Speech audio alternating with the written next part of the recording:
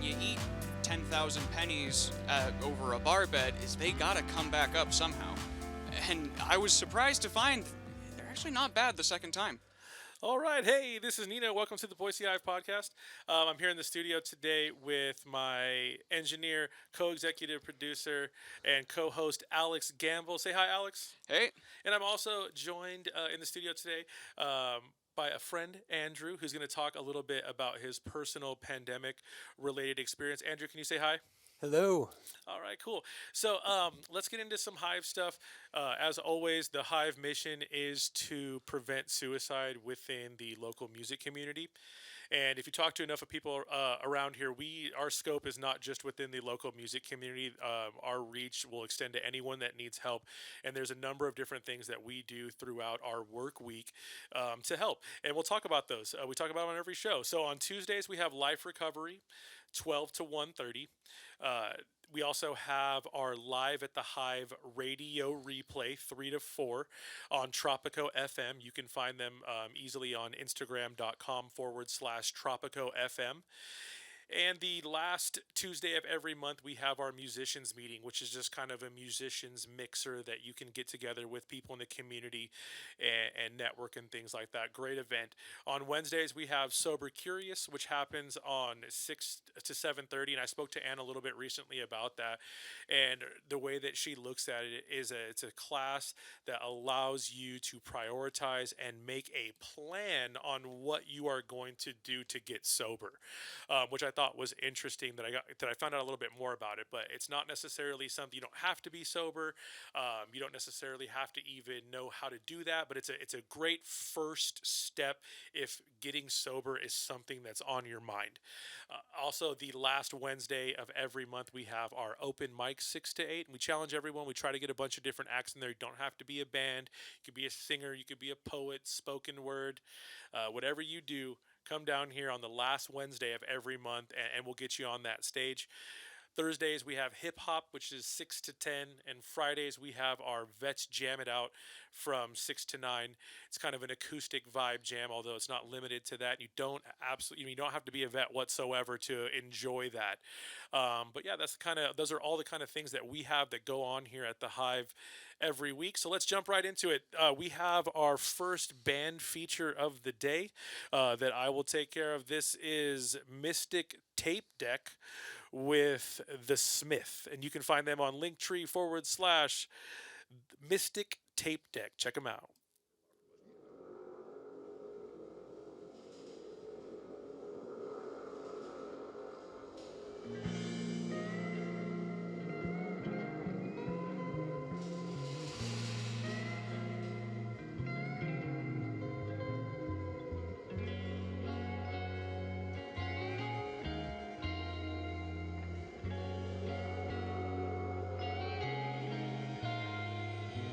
Deep under the mountain, the mechanical bird, kissed by the sky, touched by the earth, emerging from the darkness to pull back the waters with a snake.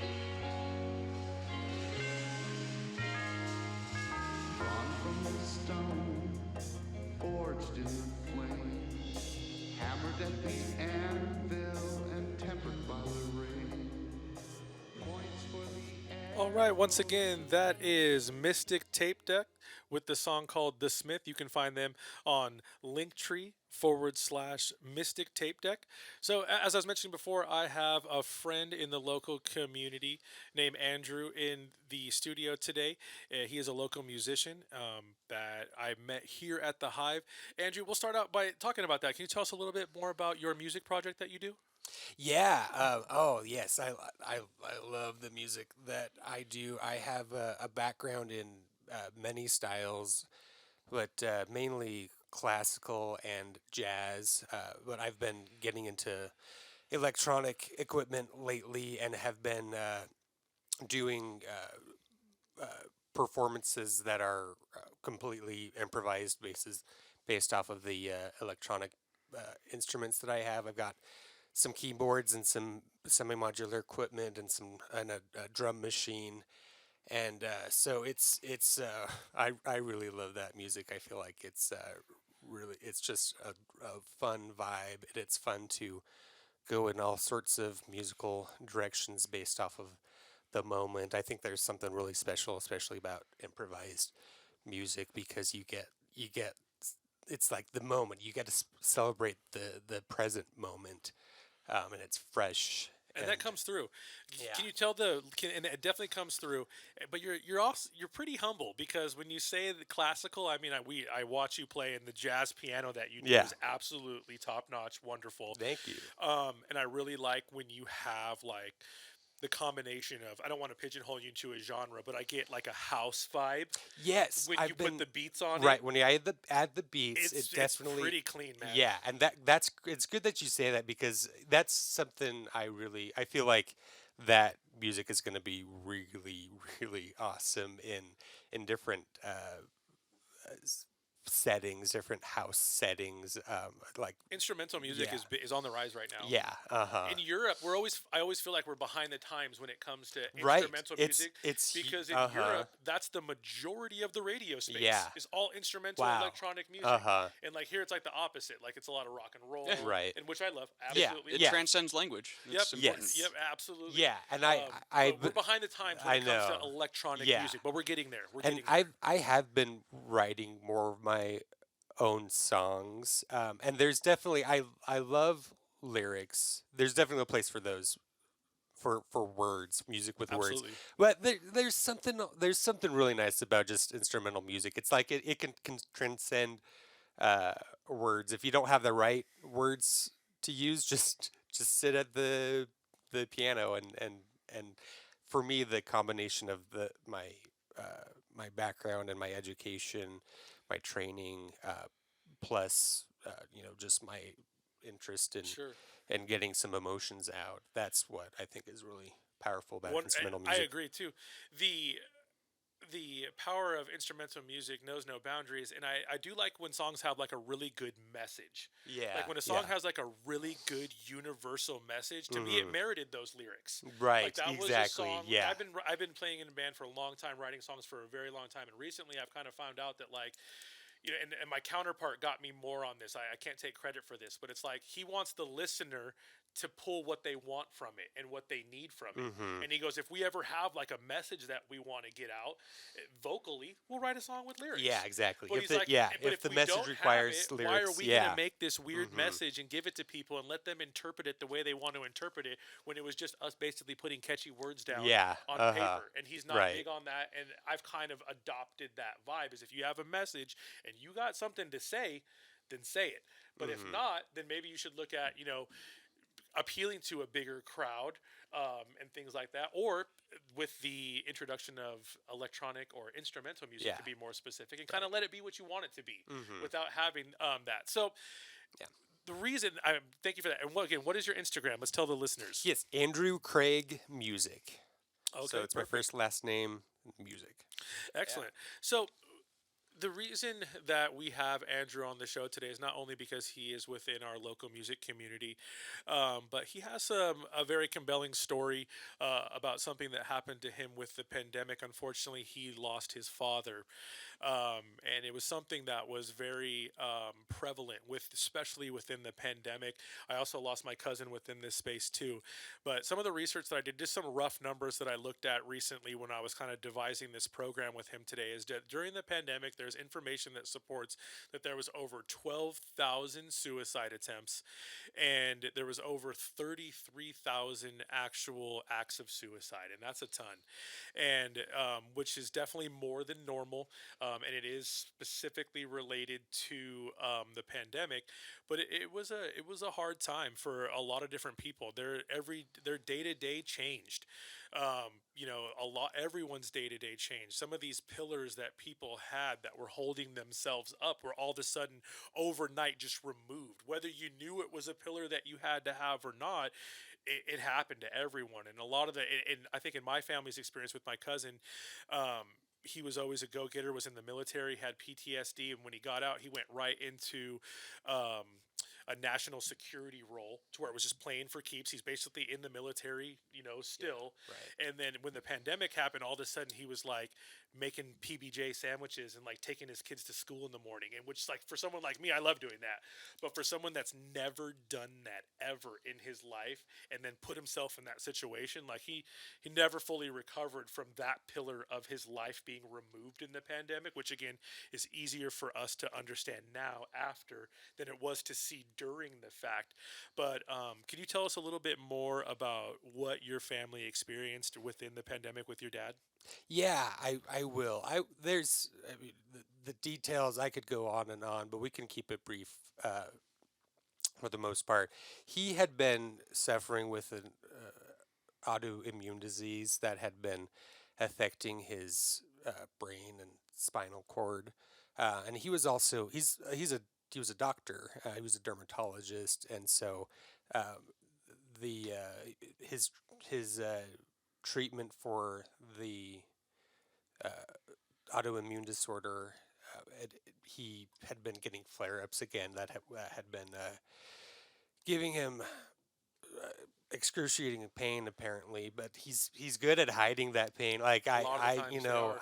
yeah, I looking back to realize just to imagine how much pain he really was probably in, and that's hard. And when you are talking about an autoimmune disease that's affecting your brain, it's really at that point. Of a doctor. Yeah, but the brain of a doctor. How do you?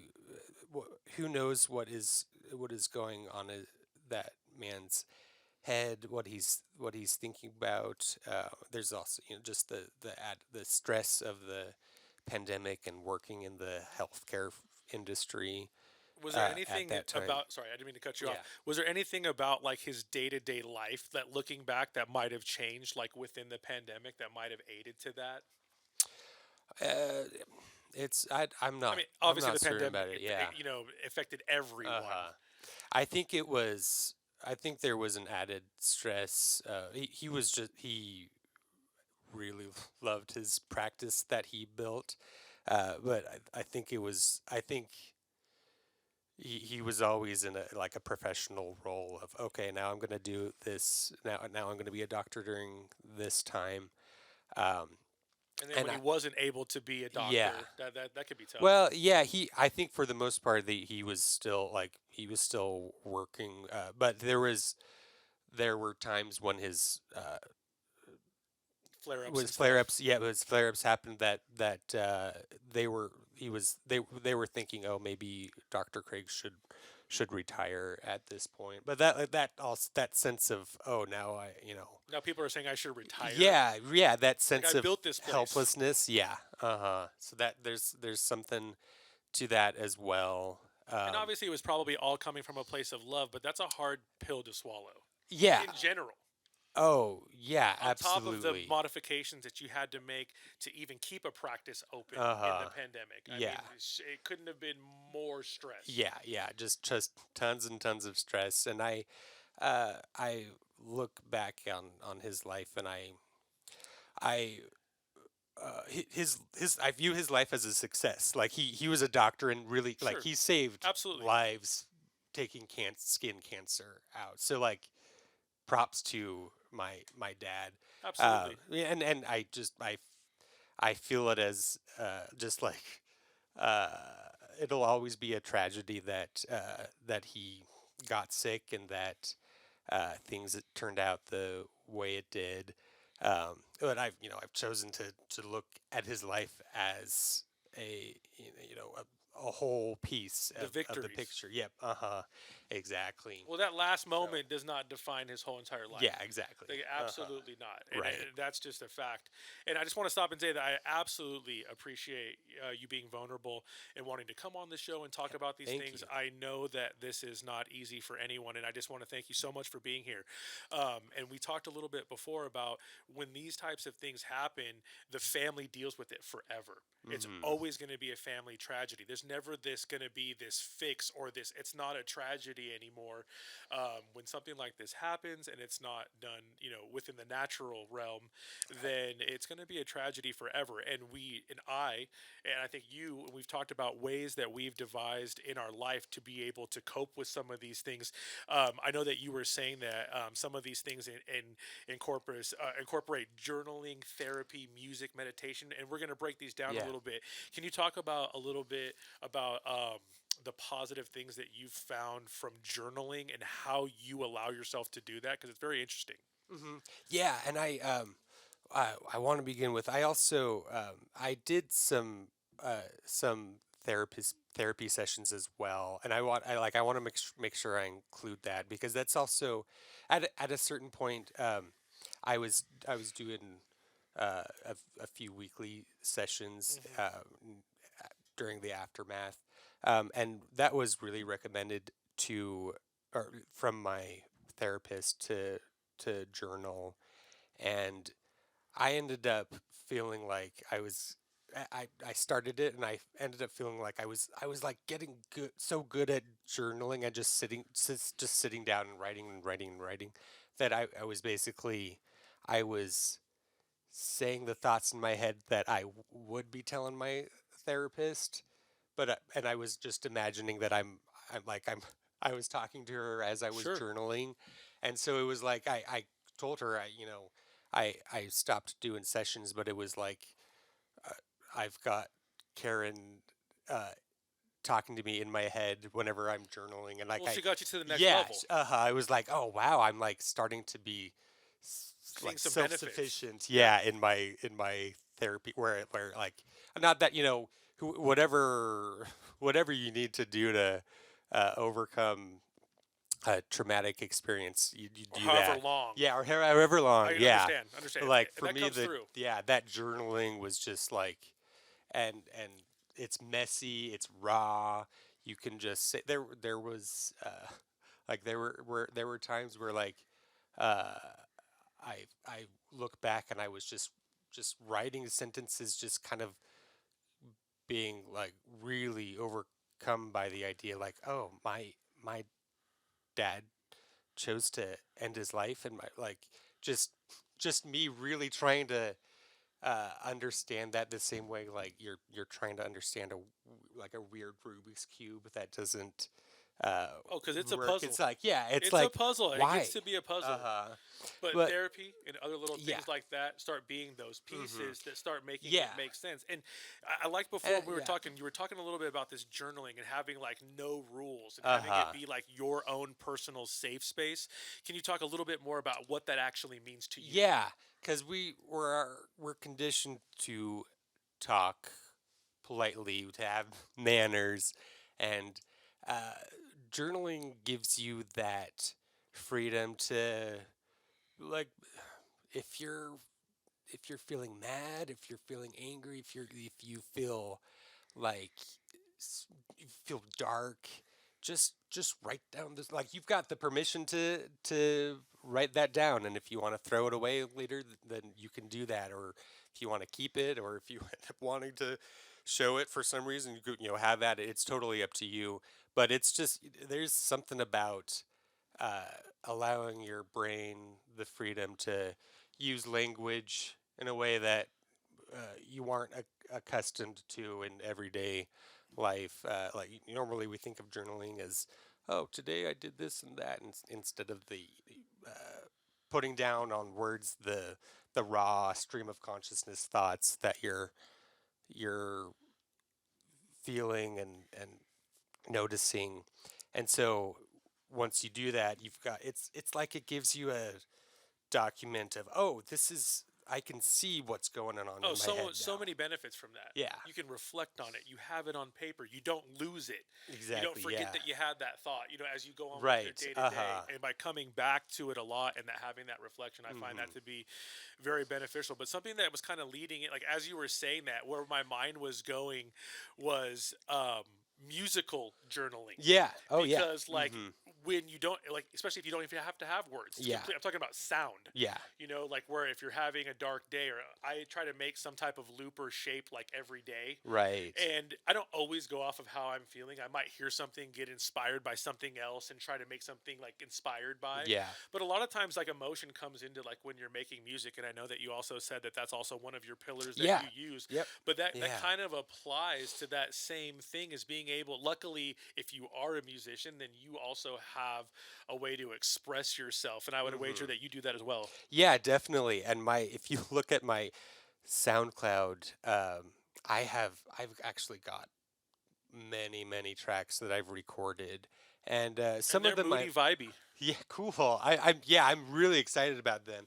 Some of them I enjoy more than others, but there were definitely times last year where I I was sitting at the keyboards and just I was able to really get down record. I ended up recording, not all the time, um, but like really recording some sessions that I felt like were really true to my interior feelings that wouldn't have I wouldn't have been able to do that if I were trying to use words. And that's a positive thing, Yeah, it's like this because you is channeled it. it's yeah, this is all emotion that's being expressed through music, like through music, like musical sounds and tones. Like I honestly don't Yeah. know what I would do if I didn't have that option.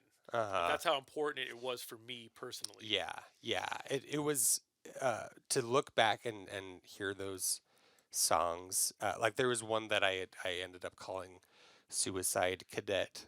'Cause basically, I felt like that particular track it was dark, but in a very beautiful way. And in the end, it was mostly in minor chords, and then near the end, there's some hints at major chords, which kind of for me There was like felt some light at the end yeah, of the it was tunnel. like it is super hard. It's nasty. I wish it would have never happened, but it happened, and actually you can move on. You can keep enjoying your life. You can enjoy nature. You can enjoy your kids. You can enjoy whatever happens. Um, And I appreciate you saying that too, because that was tough to do for me. For a little bit when that happened, I felt like it was so traumatic to me that I wasn't able to like enjoy my family. I wasn't able to enjoy my kids. I wasn't able to enjoy whatever my work life was at that point. There was just like that. It was everywhere. It was ubiquitous to me. It was just no matter what, for like the first like 6 months, it was everywhere. Ended up having the luxury, I should say, to take some time off of work and do like a medical leave of absence. Yeah. And that's when my therapy began, Right, or yeah. my journey began. But not everyone had that. Not everyone has that luxury. You know what I mean? To I do know, stuff that's- like that, and that's scary. oh, But yeah. we talked a little bit more about some of the unique therapy that Yeah. you get into. Can you talk a little bit about that? Yeah, I talked about something I discovered was called ACT, acceptance and commitment therapy. I feel like every angle is different, and there's probably an approach to everyone. ACT is something I feel like is good for people like me that like I think crap happens, and I don't always respond well with the stereotypical positive vibes of like, oh well, just endure to the end, or like It's gonna there's be a reason, okay. there's a reason for everything. I don't know, I don't want to always think there's a reason for everything, but acceptance and commitment therapy is something that was introduced to me by my uncle, who's a counselor, and it requires you, or it helps train you to control your mind and to distance yourself from the dark thoughts or Limits feelings. the negativity. Yeah. Well, and it's here's what it does. It to accept your feelings and emotions means to to invite those in a non-judgmental way, and that's sort of what neutralizes the negativity. It The acceptance. yeah. So for example, like this is a little vulnerable, but I, as somebody who lost someone by suicide, sometimes like the image of my dad, like my mom is the one that saw my dad, but the idea of like seeing my dad after he killed himself, like the image of that can crop up at random I have a times. manifested image of my cousin, Yeah. and Okay. I didn't get to see him. Right. I know. So Yeah. So it's sometimes not even that if not if you sometimes don't that see it. manifested in my therapy, sometimes that Yeah. manifested vision you have is even sometimes worse than what it Yes. really was. What actually would And have that's seemed. difficult Yeah. because you put yourself in that situation to where Yeah. you think about that. And I would imagine being that it was your father, Mhm. that image you have, or the amount of that, or just the intensity has to be more than, like, even with me when dealing with my cousin, because I mean we're talking about your dad. Yeah. So So totally. so one strategy, for example, with when we're dealing with this would be, uh, you know, find a way to, if that thought comes, think of it as a movie that you're fast forwarding and rewinding. So say like the idea of like the image of my dad killing himself comes up to my head. Like think of it as a movie. Turn the sound up. Maybe turn it into like a weird anime cartoon in your head. Do something like be creative and silly about it, and that's what helps neutralize the your fear of it, because it was like that scary feeling of, oh, I don't want to picture my dad like that. Well, if you're thinking of it as a picture that you can sort of warp at your own command, you can make it sharper or you can make it black and white. You can do with whatever.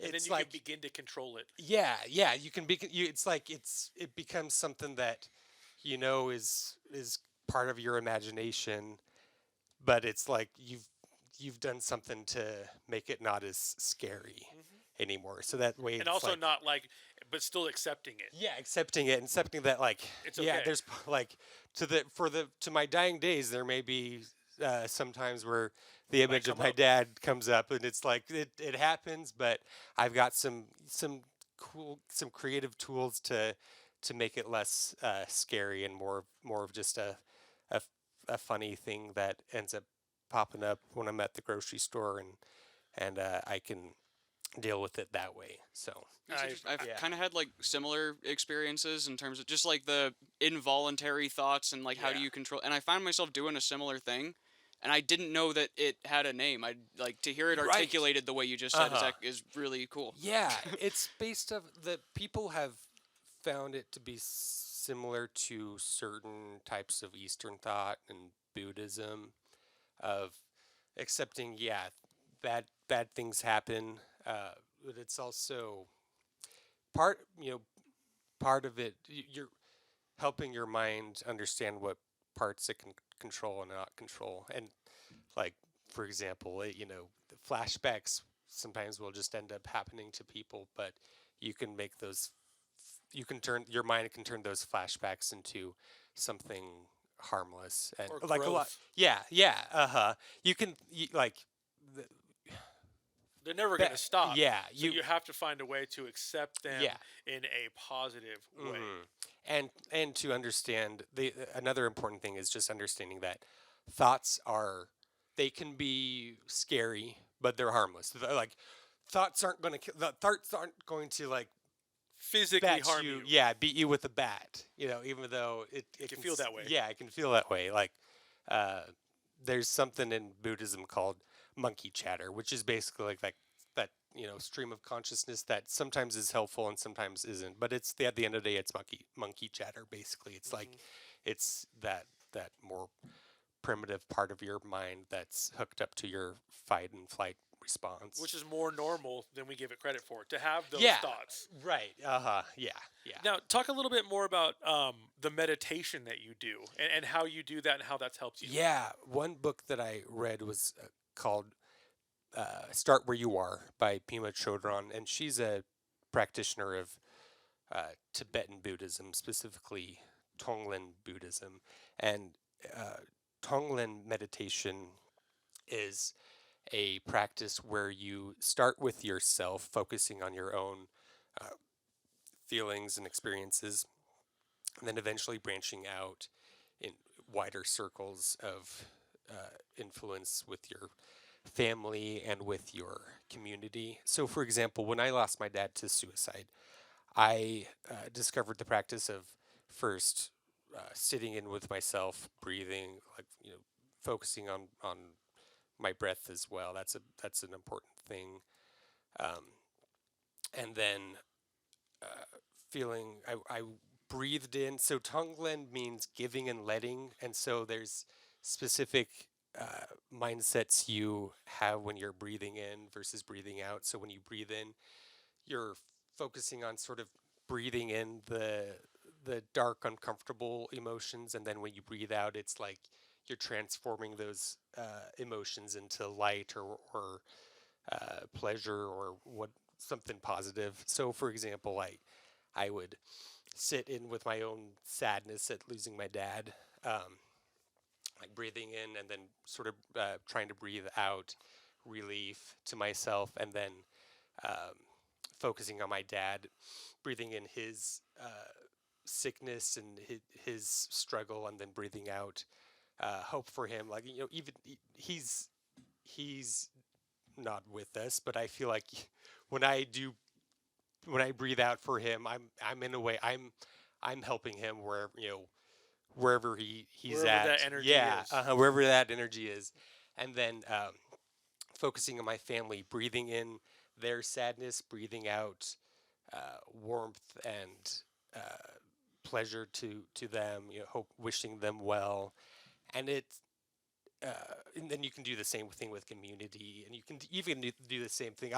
Breathing in all of the all the hurt that people feel, whether they're thinking about ending their life or if they've lost someone at the same time.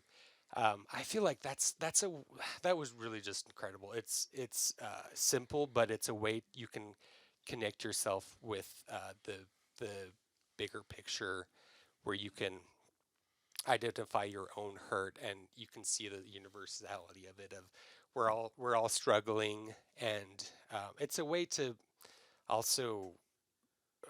It's like it when you're breathing out that sense of giving people warmth and love. That's empowering. It's like, oh, I've got to do my own Tonglen Buddhism, because there's people out there that are suffering that need me uh, to do this Tonglen practice. And I don't know if it's literal. I don't know if I'm literally doing it, but the sense that I'm focusing on people's good well-being. Yeah. That's just super. It's really Just great. taking a little time to thinking about just taking some time out of your day to think about stuff that might be negatively impacting your family is positive.